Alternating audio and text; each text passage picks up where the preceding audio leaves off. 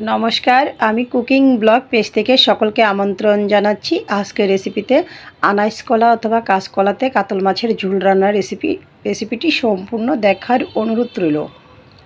তো চলুন দেরি না করে রেসিপিটি শুরু করা যাক। চুলা অন করে চুলায় একটি পাত্র বসিয়ে দিয়ে দিয়েছি জল।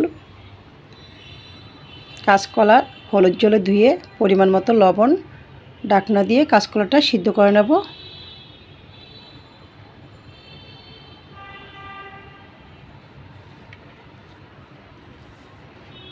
কলা সিদ্ধ হয়ে গিয়েছে, জলটাও শুকিয়ে নিয়েছি। এ পর্যায়ে নামিয়ে নেব চুলার থেকে।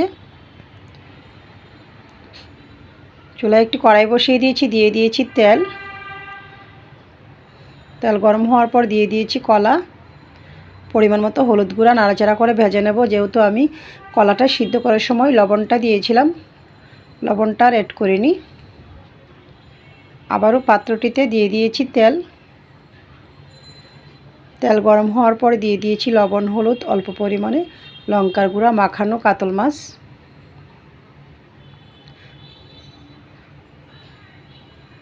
মাছ ভাজি হয়ে গিয়েছে, নামিয়ে নিচ্ছি। বাকি মাছটাও ভেজে নেব।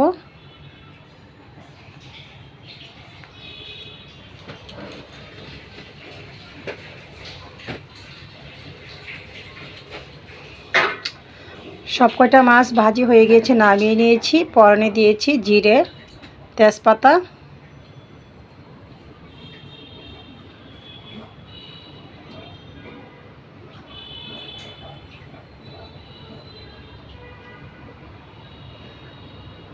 মশলায় দিয়ে দিয়েছি জল দিয়ে গুলে পরিমাণ মতো হলুদ গুঁড়া, স্বাদ মতো লঙ্কার গুঁড়া, স্বাদ মতো লবণটাও দিয়ে দিয়েছি। নাড়াচাড়া করে মশলা কষিয়ে নেব।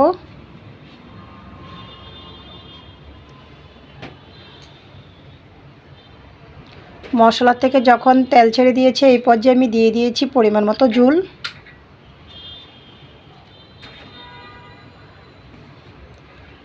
অপেক্ষা করব গ্রেভিটা ফুটে ওঠা অবধি। গ্রেভিটা ফুটে উঠেছে, এই পর্যায়ে ভেজে রাখা মাছ দিয়ে দিয়েছি, কাঁচা কলা দিয়ে দিয়েছি ভাজা জিরা ধনিয়া একসাথে গুঁড়া। নাড়াচাড়া করে আবারও ঢাকনা দিয়ে দিয়েছি। ফিরে আসছি খানিকক্ষণ পর, দিয়ে দিয়েছি গরম মশলা পাউডার। নাড়াচাড়া করে আবারও ঢাকনা দিয়ে দিয়েছি।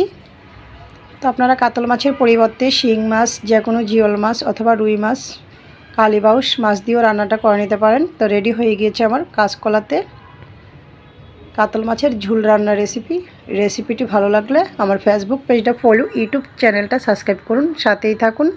সকলকে ধন্যবাদ।